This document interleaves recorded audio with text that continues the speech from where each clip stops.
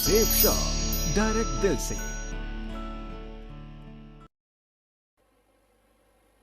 आज इस स्टेज पे खड़े होकर के मुझे ऐसा महसूस होता है, वो जो समय था मेरा 2003 का, 2004 का, 2005 का, 2006 का, 2007 का, जब मैं संघर्ष कर रहा था, उस संघर्ष में लेकिन मेरी एक चाहत थी कि मुझे डायमंड बनना था। और जब कोई भी व्यक्ति कोई भी चाहत रखता है तो ईश्वर उसकी चाहत के हिसाब से प्लानिंग करता है।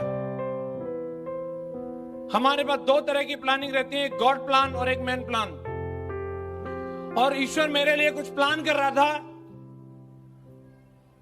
उसने सोच के रखा था तेरा सही वक्त कब आएगा। उसको मालूम था कि वो मुझे कहां ले जाने वाला है। मैं हमेशा उस पर विश्वास किया, मैं मेहनत कर रहा था, मैं काम कर रहा था, बाकी मुझे मालूम था वो देख रहा है। मेरे अपलाइन ने मेरी आईडी बनाई तो उसमें 13 नंबर लगा दिया पीछे। अब 11, 7, 19, 21 ऐसे कुछ लगाते हैं लकी से लकी, मेरी में 13 लगा दिया। कई बोलते थे ये अनलकी है, तू नहीं बनेगा इस पर डायमंड। लेकिन मुझे अच्छा महसूस होता है और मैं तब भी यही सोचता था, पूरी गिनतियों में इकलौता वर्ड यही तो है जिसको बोलने में आता है 13।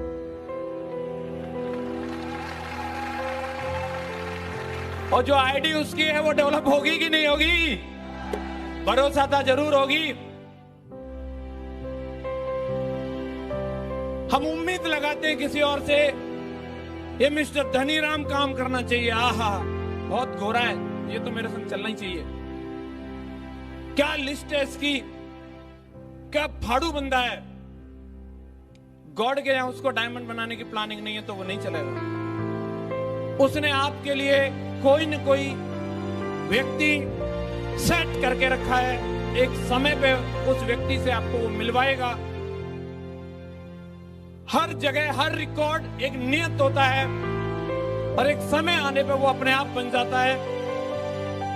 मैं हमेशा घूम रहा था, हमेशा चाह रहा था आज मुझे मिलना चाहिए, मैं इसके पास जा रहा हूं, ये तो ज्वाइन करना चाहिए। इसका मैंने कई बार फॉलोअप कर लिया, ये तो आया ही नहीं। 11 बार चक्कर काट लिया, ये क्यों नहीं ज्वाइन करता। गॉड प्लान कुछ और था, अरे ये नहीं, इससे तगड़ा वाला कहीं वेट कर रहा है, तू रुक तू रुक।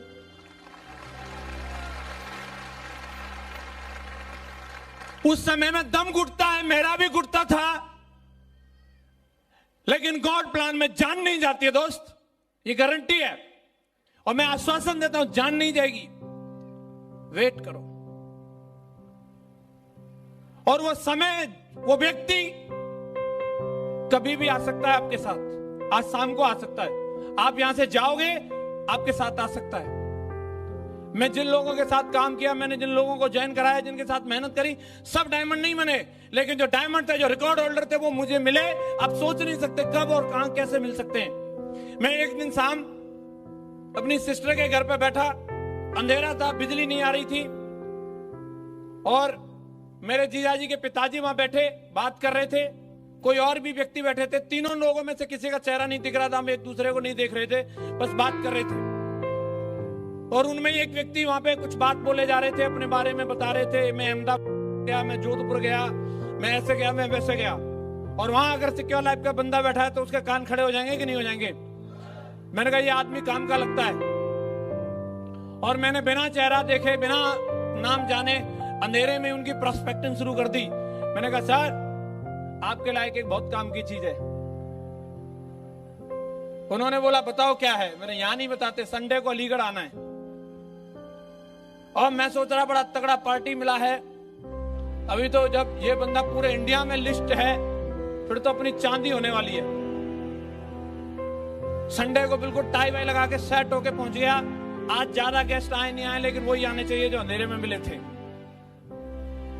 और वो सर आए, उन्होंने बताया कि मैं वही हूं।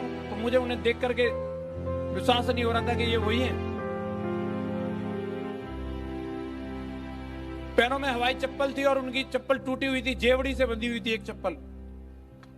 आप हंस रहे हैं इस बात पे, लेकिन अगर जिसके पैर में होगी उसको महसूस हो सकता है। ठीक से कपड़े नहीं थे। और उन्होंने वो प्लान देखा जो सूटेड बूटेड वालों से वो रिस्पॉन्स मिलने की उम्मीद नहीं होती, वो रिस्पॉन्स मुझे उनसे मिला। उन्होंने कहा सर मुझे ये ज्वाइन करना है, मेरा फॉर्म भरवाइए।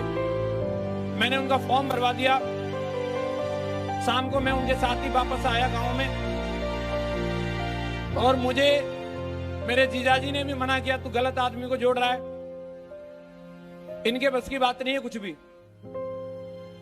और भी कई लोगों ने बोला कि यार वो पहले से ही इतना गरीब है, तू क्यों और ज्यादा गरीबी को उसको मारने के चक्कर में कहीं और किसी की जेब काट लेना, वही मिला है तुझे।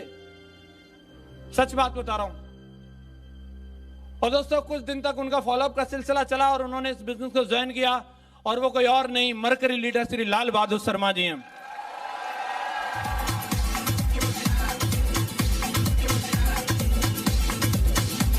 Thank you.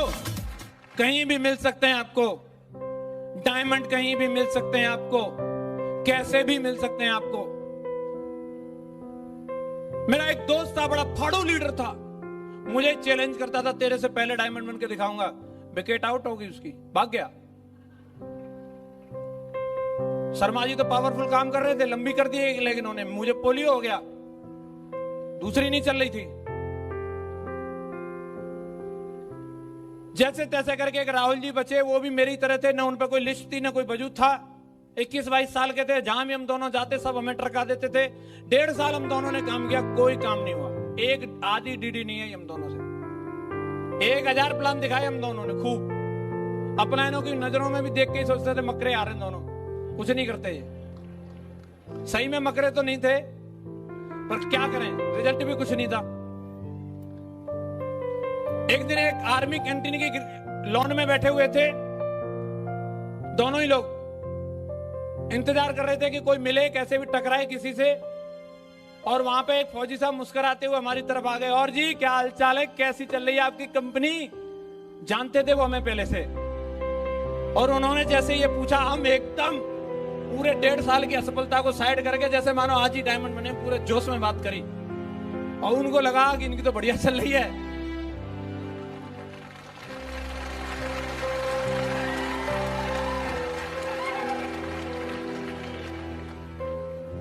दोस्तों सच बता रहा हूं, सिर्फ हमारे रेस्पॉन्स को देख के, हमारे जोश को देख के, सर की तरह अंगड़ाई नहीं ले रहे थे हम, पूरे जोश में थे सर।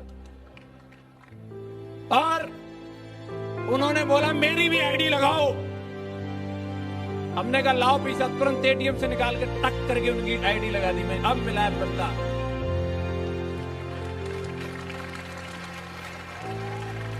और दोस्तों वो बंदा कोई और नहीं, मरकरी लीडर शैलेंद्र सिंह जी थे। दोस्तों डायमंड कहीं भी मिल सकते हैं। एक हमारी टीम का बंदा था, काम नहीं करता था, रोज बहाने लगाता था, बादशाह टाइप का बंदा था।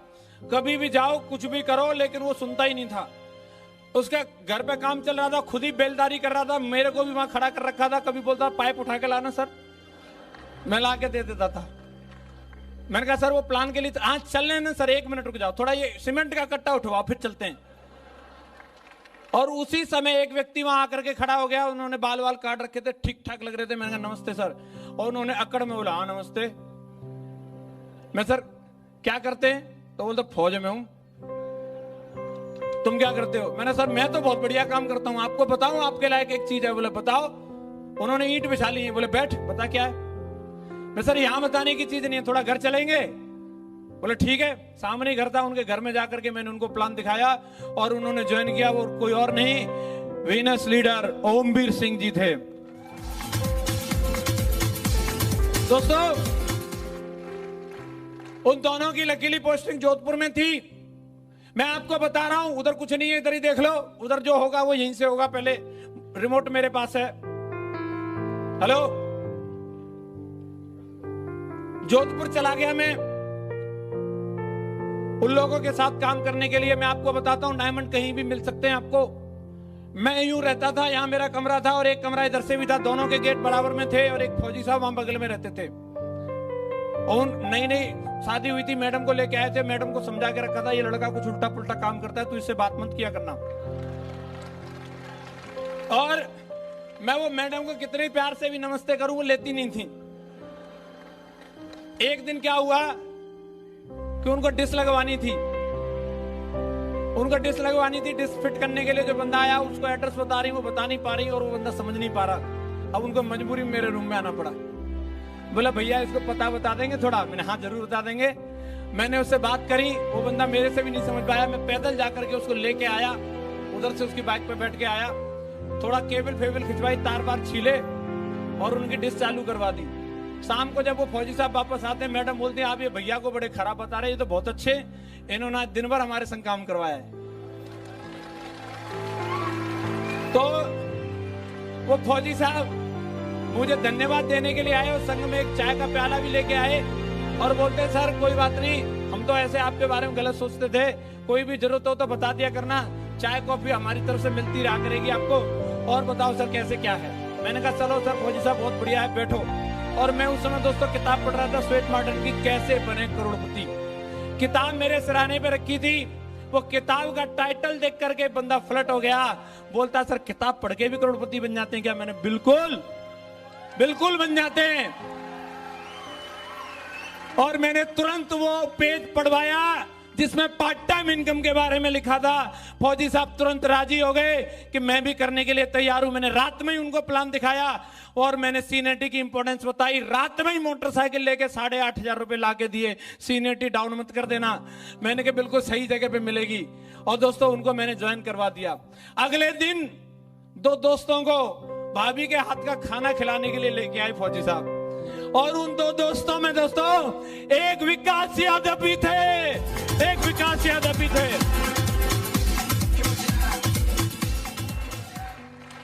विकास यादव भी थे। और देखो चांदी हो गई अपनी। तो आपके साथ कभी भी कुछ भी हो सकता है। आपको कोई भी डायमंड, आपकी मेहनत पूरी हो जाए, कब मिल जाएगा मालूम नहीं, कहां मिल जाएगा मालूम नहीं। भरोसा रखो।